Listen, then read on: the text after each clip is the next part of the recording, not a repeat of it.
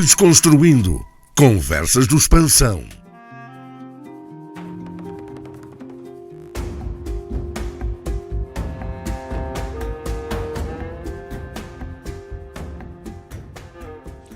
Boa tarde a todos. Obrigado ao Expansão por me ter convidado. É um obrigado, de facto. Eu não gosto muito de enfrentar o público, de estar nestes encontros, mas ultimamente estes convites obrigam-me a ler, pelo menos. Eu já estou na fase da preguicita aguda, não é? Já fica. Então, obrigam-me a ler. Quando me pedem para apresentar um livro, tenho forçosamente que ler o livro todo para poder falar do livro e, portanto, sempre dá para ir melhorando aqui a minha prestação, sobretudo em matéria de leituras, não é? Eu estou muito mal de leituras, eu prefiro ver documentários, filmes e por aí adiante. As leituras, de facto, andam muito mais resultado, de facto, dos tempos que já vão um bocado avançados em matéria de idade. Não estou aqui a fazer nenhuma queixa, estou só a dizer, de facto, as minhas vontades do passado. Eu sou do tempo, o João há um bocado falou de que era do tempo de 65. Eu sou desse tempo, sou um pouco mais, eu sou ainda dos anos 50, não é? No meu tempo só havia mesmo livros, não havia mais nada. Não havia livros, havia uma matiné, que era o sábado ou domingo, depois havia livros e havia outras coisas, havia o futebolzinho do bairro, aquelas coisas. Mas para a gente, para além da escola, procurar saber mais qualquer coisa, tinha que ler, né? Eu sou desse tempo, por isso é que eu digo, às vezes a brincar, eu já li tudo o que tinha para ler, não é? Eu, durante aqueles meus verdes anos, estamos a falar dos meus, quando era dos anos 20, da geração dos 20s, portanto eu li quase tudo. É evidente que estou aqui a brincar. Bom, mas vamos lá, que nós temos o tempo contado, o tempo nunca está a nosso favor. Bom, o João convidou-me, já que fui apresentado, eu não sou especialista desta área, sou jornalista. Fui convidado aqui para vir fazer, se calhar, algumas provocações, no melhor sentido que o termo provocar pode querer dizer, né? E naturalmente estou atento, como todos nós estão, ao desenvolvimento da inteligência artificial, das novas tecnologias. Eu também sou do tempo em que faço a transição. Eu comecei na máquina de escrever, ainda não era sequer elétrica, não é? Eu olho para a máquina de escrever e eu pergunto, mas era possível escrever um texto nesta máquina de escrever? Era assim que a gente trabalhava. Era assim que o Hemingway escreveu os livros todos e por aí adiante. Portanto, a máquina de escrever escrevia-se. Tínhamos um corretor, depois metíamos, quando errávamos, batíamos novamente a tecla e aquilo lá saía. Eu lembro-me quando comecei a trabalhar num processador de texto, na altura ainda era Word Perfect. Eu achava aquilo absolutamente deslumbrante. Poder mudar um parágrafo de um sítio para o outro, pô-lo cá em baixo, depois voltar a pô-lo em cima, eu disse, isto é a revolução. A partir de agora, acabaram-se os problemas do mundo. Com este processador de texto não há nada que nos impeça. Portanto, eu faço essa transição, sou analógico, profundamente analógico, mas consegui ir no quadro da nossa, digamos, da nossa vivência como jornalistas. Sou, se calhar, das pessoas ou dos primeiros a fazer essa transição. Lembro-me do primeiro computador que eu comprei, era um Epson, preto e branco e aquelas coisas todas, já como jornalista. E, portanto, eu venho aqui fazer, de facto, algumas provocações, espero que não sejam tão baratas assim, mas, de facto, preocupa-me a inteligência artificial. E se tivesse que responder a esta pergunta, conforme ela está formulada, a inteligência artificial e novos serviços são fundamentais para o crescimento da economia, eu diria sim e não. Sim e não, porquê? Porque, de facto, hoje, com o desenvolvimento, com a inovação, com tudo o resto, já ninguém passa sem as novas tecnologias, sem tudo o que elas têm estado a trazer consigo, não é? Uma delas, de facto, tem a ver com este novo mundo que é a inteligência artificial. E, portanto, o crescimento da economia precisa disso, precisa da automação, precisa disso. Mas o crescimento económico não resolve os nossos problemas.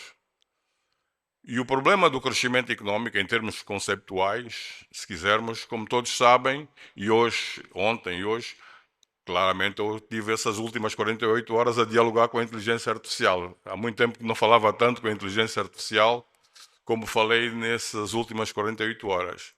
E claro, fui fazendo perguntas, essas perguntas, o que é isto, o que é aquilo, e fui a pergunta que mais me interessa, é que de facto nós podemos resolver problemas de crescimento económico, podemos crescer a 2 dígitos. Já crescemos em Angola a 2 dígitos, no tempo do petróleo a $100 ou 110, estamos a falar de 2008, 2009, enfim, quando as vacas de facto estavam tão gordas que mandamos tanto dinheiro para fora que ainda nem sabemos bem onde é que ele está todo localizado. Mas é nosso, mas não nos pertence. Alguém se encarregou de o exportar de forma criminosa mesmo, digamos. E, portanto, nesse tempo crescíamos a 2 dígitos. Mas o crescimento são contas que se fazem, são números, é um indicador quantitativo e, portanto, se o petróleo sobe a 100, 110, 120, agora desceu, já estamos outra vez à rasca, já estamos nos 60, já está todo mundo a tremer, já nem sabemos como é que havemos de pagar as nossas contas, estamos com riscos de default e por aí adiante. E, portanto, o crescimento económico por si só não me diz... Quer dizer, diz-me, como é evidente, diz-me, é um indicador importante para sabermos, de facto, se temos dinheiro ou não temos, mas depois coloca-se o outro problema. É que este crescimento económico que nós estamos e que a inteligência artificial pode ajudar-nos, de facto, a melhorar, a crescer, a resolver alguns problemas, depois, o outro lado da moeda é muito mau. Estava esta semana também a falar com uma amiga e estávamos a falar por causa de publicidade e eu dizia assim, ela dizia, esta coisa das mulheres é sempre a mulher, o objeto do desejo, a publicidade, aquilo e aquilo. E eu dizia para ela assim, amiga, mas pronto, sempre vai dando algum emprego, não é? As modelos, as meninas vão vendendo o café na Europa e os chocolates na América e aquelas coisas todas, e sempre vai dando algum emprego. E ela disse, olha, já nem isto dá. Agora a inteligência artificial faz tudo. Eles já não precisam de nos contratar.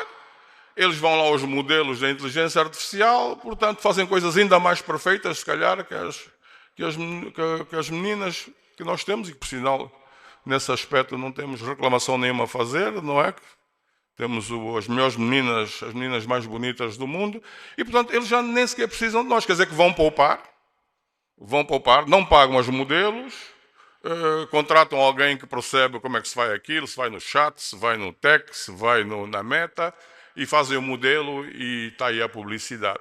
E, portanto, temos aqui o que eu acho que é o lado mais complicado.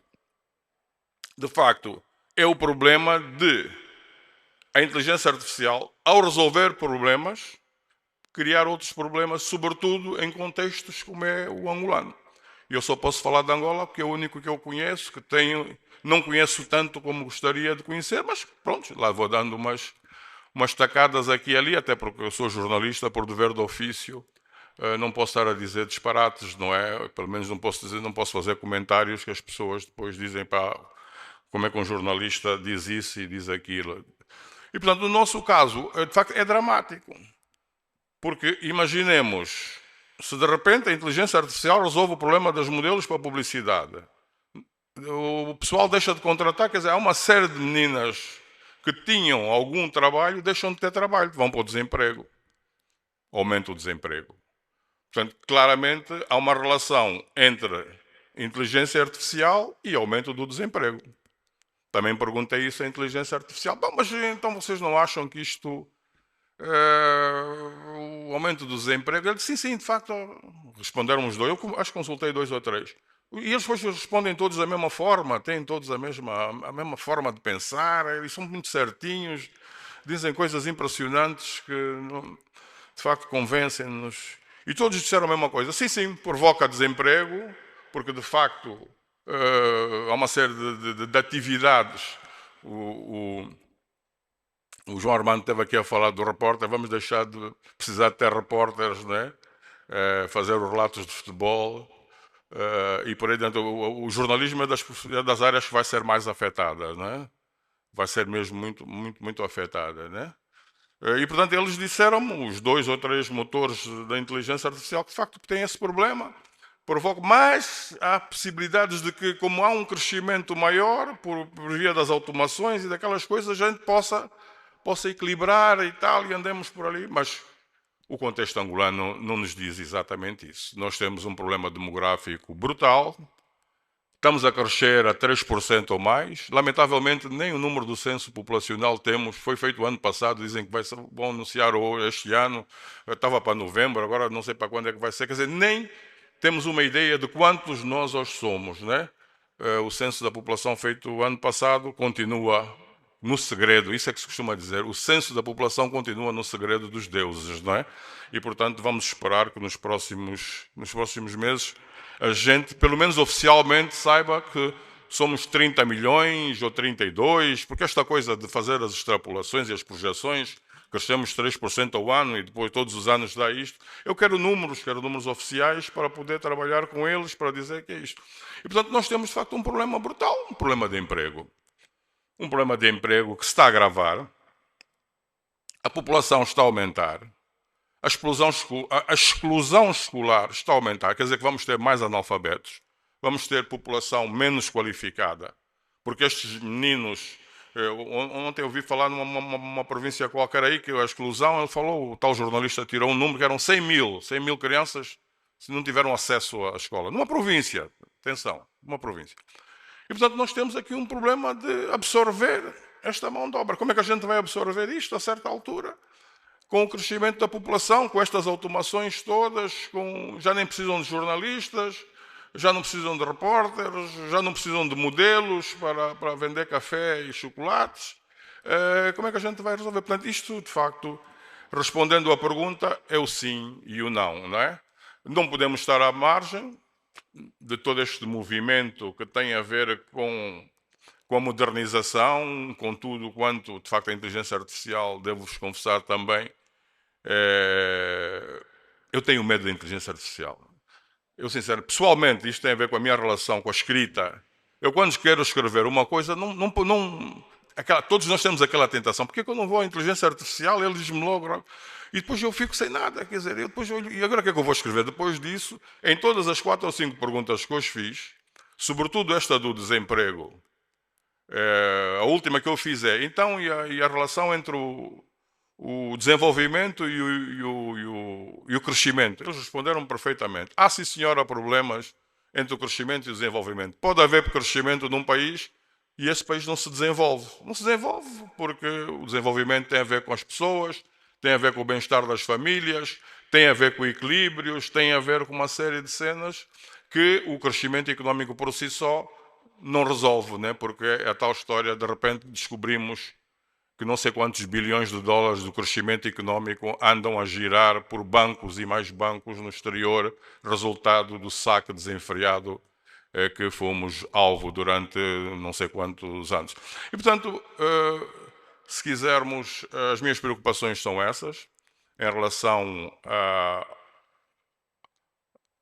à inteligência artificial, o seu impacto no crescimento económico, mas como é que a gente depois vai resolver o problema do desenvolvimento? Quer dizer, porque de facto nós vamos ter desemprego. Nós já temos desemprego a dizer basta.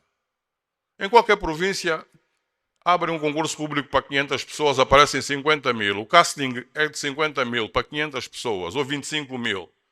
No BA, ainda no outro dia, vi o dado, eram 500 empregos, 500 vagas, apareceram, acho que eram 25 mil pessoas, 25 mil jovens ou 30 mil jovens.